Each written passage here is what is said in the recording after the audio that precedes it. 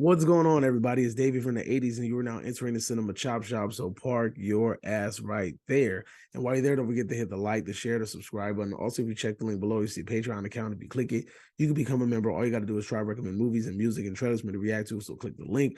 Now, with that being said, I finally reviewed Mario. Right, I finally saw Mario Brothers, the Super Mario Brothers movie. I've been holding off on it because I kind of didn't want to be in a movie theater with a bunch of little kids and things like that. And I don't need the kids kicking my seat and dropping soda all over the place and being loud and crying and parents have to rush their kid out. I just want to be able to enjoy the movie. So I just enjoyed it from the couch at home on the TV with the wife. Like, it was fun.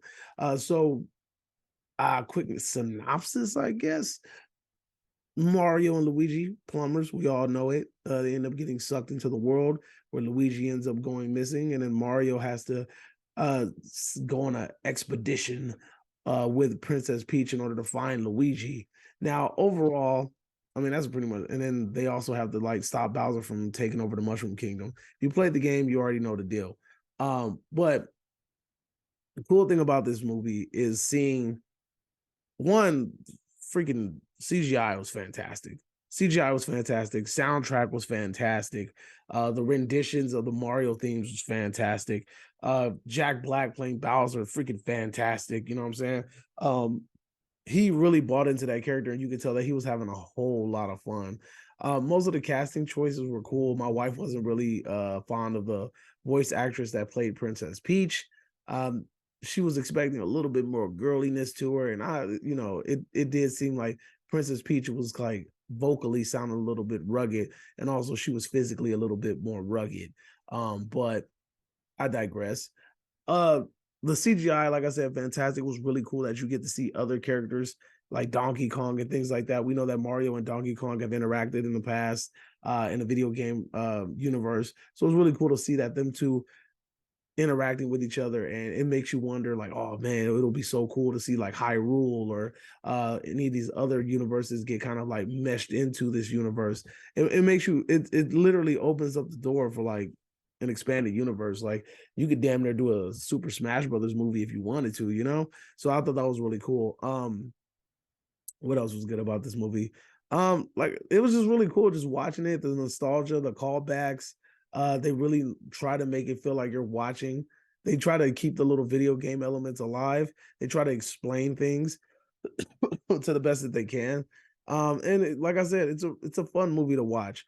Now, I'm not really a fan of Seth Rogen playing Donkey Kong. It was okay. I mean, it's doable, but I really feel like there was better options on the board for somebody to play Donkey Kong. Like, I don't really want to hear Donkey Kong as a freaking raspy pot smoker. That's just me though. It was really cool to see Cranky Kong, Diddy Kong, and then is it Trixie or Dixie Kong? I think it's Dixie Kong. But I ain't gonna lie, dude. I feel like they needed to touch up Diddy and Trixie a little bit because they was looking a little weird in the face. But it was really, like I said, I had a whole lot of fun with this movie. The whole cool thing about the eating the mushrooms and the different types of flowers and things like that. It was really cool to see the power-ups and everything being implemented in a movie. Now, the one grudge that I do have against this movie, other than um, Seth Rogen and shit playing Donkey Kong, is I didn't really like Peach's character. And the reason why I didn't like Peach's character is because it felt a little bit forced. I felt like she was placed a little bit too much into the movie. I felt like she took a little bit too much center stage at times. It really felt like she just replaced Mario. Like, this is the Mario Brothers movie. And it really felt like she was just a little bit too much in the spotlight for me. And it seemed to be more about her than anybody else. And honestly, like, I really felt like they tried to play her character up to seem like she was like a super badass. And I really feel like they didn't have to do that. Like, you see movies like Shrek with Princess Fiona, and they don't have to like overplay her being like this dope woman. You know what I'm saying? Like, Princess Fiona could be vulnerable and she could be aggressive and she could be a fighter. There's a cool little balance between them. Like, you don't always have to be like this super, super energetic, like, hey man, like, I won't knock anybody out type deal. It's weird that it really felt like they tried to kill the feminine aspect that is Princess Peach. And that's just me. That's my opinion. Like, I really feel like they tried to kind of die down on the feminine personality of Princess Peach, and they tried to like kind of like make her a little bit masculine. It was a little bit weird to see her being a little bit over aggressive in situations and being like a warrior or whatever. Like I said, I don't have a problem with it. I just felt like it just was it just felt like they went out of their way to like big up her and make her seem like she was like like this aggressive warrior person, but she's never been that in the games. Anyway, but did that ruin the movie? Obviously not. That's just me just nitpicking and things that I have observed or things that kind of like irk me because there's no perfect movie out there. So we're always going to have things, flaws within the movies that we're going to find, whether it's just personal flaws or if it's like overall flaws. But I really think that that's an overall flaw. I feel like Princess Peach was a little bit forced, you know what I'm saying? But again, Jack Black did an amazing job. It was really cool to see a lot of the CGI. The two post-credit scenes were really fun. The last one really got me going.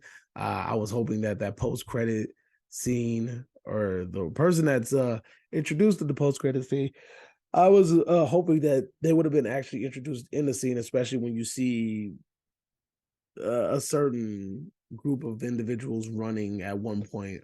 Like I said, I'm not trying to spoil it for anybody, but here on the Cinema Chop Shop, we grade movies in 3 ways. Count them 3 ways: either you get bodied and sent to the bowels of hell, and I tell you your movie is basura, homie, or I say that it's spared, and I mean it's good, it's great, you should go see it, stop what you're doing and watch it right now, or you get a big fat meh, which means it's más o menos, mediocre, mid-grade, mid-range, and mid, right? I'm going to have to spare this movie.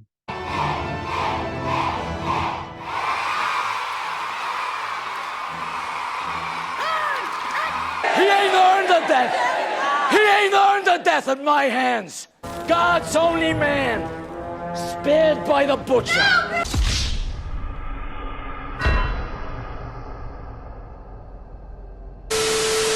Yeah, you heard this, folks. I'm sparing this movie. I mean, the movie has way too many positives that outweigh the negatives. It's a great movie. It's fun to watch. I can easily watch that movie again.